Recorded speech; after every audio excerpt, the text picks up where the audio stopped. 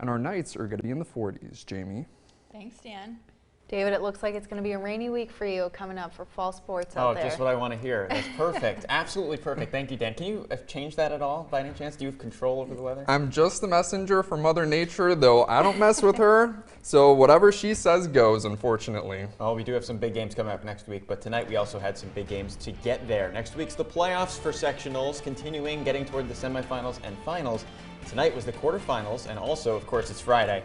So that means it's Friday night Beyond the Lights, week number 7, final week of the regular season.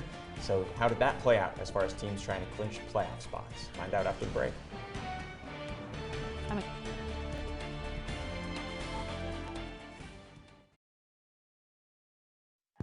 The games to see, the players to watch. Friday night, Beyond the Lights starts now. The Utica Comets played their second game of the season tonight as we're in ice hockey season finally once again. It was a week long of practice after they had their season opening win back on Sunday. It was 6-2, during which the players said they actually continued to bond and mesh and gel as a team, something they started last week when they actually took a trip to Lake George before the season began and now continued now that they've played a game together, got comfortable in that game after giving up 2 goals and came back with 5 goals straight for the comeback.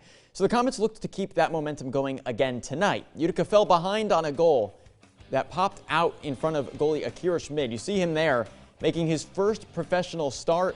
So the giveaway makes it 1-0 Bruins in the second period. But now we're just into the third, 24 seconds to be exact, and the Comets don't give up. Brian Flynn scores his second goal in as many games, and it's tied up. The game goes to overtime, something Providence has dealt with recently. They've gone to 2 shootouts so far, lost them, and now they lost tonight. The Comets get the sudden death goal. That is Arne Talvitier, who winds up putting it in the back of the net.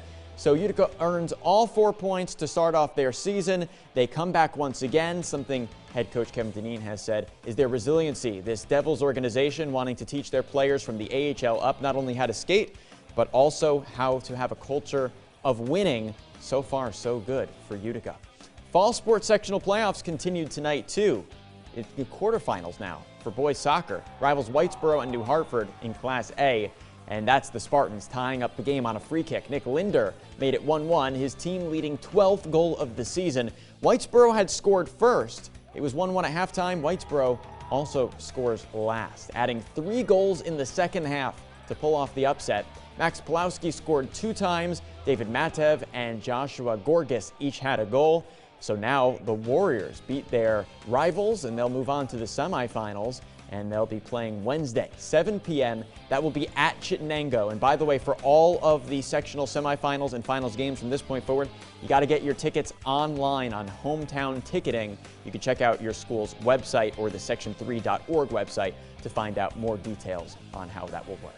In Class C, Sequoia Valley hosted Frankfort Schuyler. Plenty of opportunities for Sequoia Valley as they controlled the ball much of the time. But the Maroon Knights defense held strong. So did Sequoia Valley's as well. But Frankfort Schuyler holding off Sequoia Valley, who was undefeated most of the season, until former Eyewitness Sports Athlete of the Week Andrew DeChavo scored with 13 minutes left in the game. That was the only goal of the game, and it was also, of course, the game-winning goal. Sequoia Valley now moves on to the semifinals, where they will play top seed Fabius Pompey on Tuesday at 5 p.m. at Canastota. Fabius Pompey, by the way, was a Class D school just 2 years ago. The last time we had sectionals, that's the team that Poland boys soccer went to overtime with in the sectional finals in order to get the win. So a tough team moving up to Class C this year for Sequoia Valley to fight. And also tonight, by the way, Cooperstown boys soccer, who has the top seed, wound up moving on as well. So they're also in the semifinals. Could we see a Sequoia Valley Cooperstown rematch in the finals? We'll find out next week. Coming up after the break, we have football. Final week of the regular season, too. We did not forget about that. A few games, trying to figure out how playoff matchups will tune up before next week's start of the postseason. Next.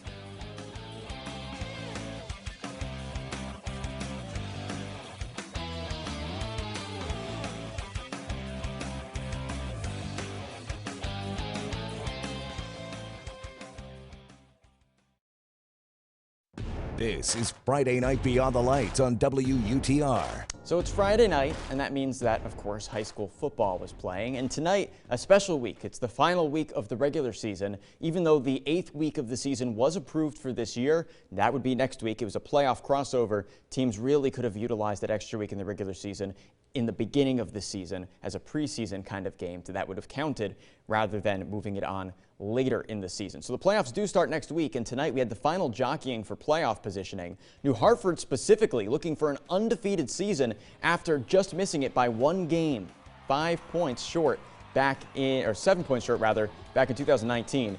But at VVS, the Red Devils trying to have other plans for the Spartans. James Wheeler IV turned on the Jets there for his 12th touchdown of the season to tie the game at 7 to start quarter 2. But on the next drive, New Hartford's running backs done it all this year too. Alex Culver punches through a few yards out, does it again. He's rushed for more than 1,000 yards this year.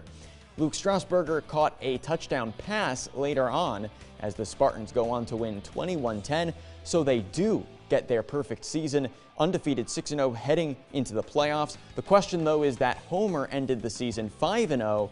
How will that play out? More of a coin toss, the coaches say, about who's going to wind up getting the top seed in Class B.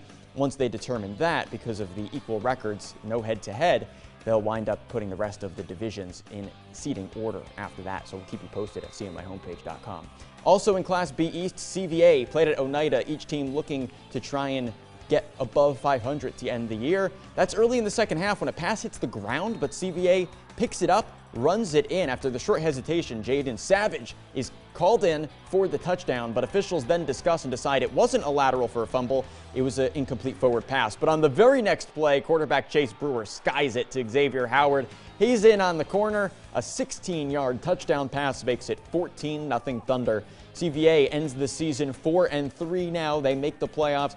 They win 14-6 over Oneida tonight. Whitesboro does get revenge on Carthage too. Remember, the Warriors had played Carthage in the quarterfinals back in 2019 and were eliminated by Carthage. But tonight, a 34-20 win for Whitesboro makes sure that Whitesboro's in the playoffs. They get the number 2 seed this year. So next week they'll be home hosting Christian Brothers Academy. We'll keep you updated on the time of that. Tonight's stats, quarterback Kyle Mayer had more than 200 rushing yards and 100 passing yards. You'll remember last week that quarterback Colin Skirmont went down with an ankle injury, did not play. Running back Deshaun Hutchinson continued to run though, 150 yards, pounding the grass and turf tonight. Again, the 2nd seed in Class A, they'll be home next week. We'll have that time later on. Another score, by the way, RFA lost 41-6 tonight. Jaden Holmes had a pass for a 45-yard touchdown in the final quarter. Not enough to get the job done as RFA falls to 2-4 in Class AA. More games coming up tomorrow and more fun stuff coming up after the break. We'll reveal this week's Eyewitness Sports Athlete of the Week. Stay tuned.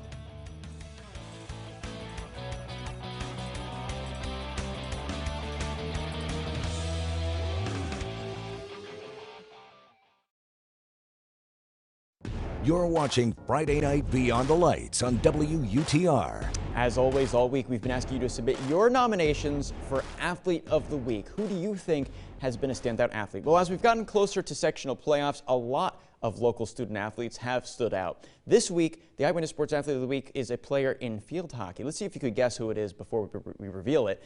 This player had 112 saves in goal for field hockey, 6 shutouts along the way, 5 games allowing 1 goal at most. That led to the 2nd seed in sectionals for this team in Class B. Have you figured it out yet? This week's Eyewitness Sports Athlete of the Week is New Hartford Junior goalie Emily Clary. I guess the first thing I have to ask, as someone who would not ever want to be in goal and have pucks or field hockey balls flying at me on purpose and being the one padded up to deflect them, why did you choose the position of goalie? I was really thrown into it in modified, and then I moved to New Hartford in 9th grade actually, and I was very shy, and I kind of like raised my hand for it because nobody wanted to. What is it like to be in goal as a goalie during a field hockey game? I love it. You're able to see absolutely everything, and then as the quarter ends, like you're able to tell your team what they could do better to help them, what you can see, because they only see the 5 yards that's in front of them most of the time, or the ball that they're looking down at, and you can see the whole 100 yards. Okay, so you have a lot of people in front of you. They've got a lot of sticks. They're trying to score this ball. How do you stay calm when there's that flurry going on in front of you? It's hard. Once once the ball passes the 35, you start to stress out. You start to get yourself in position, and you wonder when it's going to get in the circle. But my team's really good at listening to me. As a goalie, it's really important for me to use my voice. So I use my voice, and if they're in my way and I can't see the ball, it might come off a little harsh at first, but they understand that I'm saying their name to get them out of the way so I can see and do my job. So what kind of things are you saying and using your voice to tell them? They're really good at everything I ask them to do. If they're in my way, I'm just kind of say it nicely. I'm like, get out of my way, get out of my way. But at the end of the day, we're all still family, even if it comes up harsh. Like during a game, there's game mode and there's not game mode. So. Well, you've been a big factor for the team this year, not only because it's literally your job to keep the ball out of the net and help get those wins, but along the way you've done a pretty fantastic job at it too. 6 times I counted, you had shutouts, and then 5 times you only let up 1 goal. So that's led the team to have the 9 wins that it's had. How big is that for you in your mind to know that obviously you have to contribute like that as the goalie, but that you've been able to have that kind of success while doing it too? It means a lot to me. It makes me feel like I'm helping my team a lot. It's hard to remember that it has to get through all 10 players before it gets to you on the team. So being able to know that like I had all these shutouts and all these saves, it's good. It's a good reminder, but also I wouldn't be able to do it without my team because most of the time the ball doesn't even get to me because of how good they are defending me and keeping me safe. In your case, not only has the defense done well, but you've accumulated 112 saves along the way. So how are you seeing the ball so well to kick it or to block it or to just keep it away? Well, it's hard. It's hard. You see it coming down and you get ready, you get super ready. But I've done a lot of diving this year, actually. I've been not on my feet a lot. I've been diving to keep it away a lot this year. But I have to thank my team for keeping it away. This is the strongest team I've had since I've been on varsity here, and it's really exciting. This is the strongest. This is the farthest we've gone because of COVID, and it's exciting. If you want to see some of that exciting play by goalie Emily Clary, you can go check out the number 2 seeded New Hartford Spartans in their field hockey semifinals game for Section 3 Class B this Sunday, 3 p.m. at VVS against number 3 seed East Syracuse Manoa. You can also nominate your own athletes of the week for the coming up weeks at cnyhomepage.com under contests. So coming up, a look at this weekend's weather, by the way, so we can go and enjoy all those outdoor games. Dan Maslowski will give us a final look next.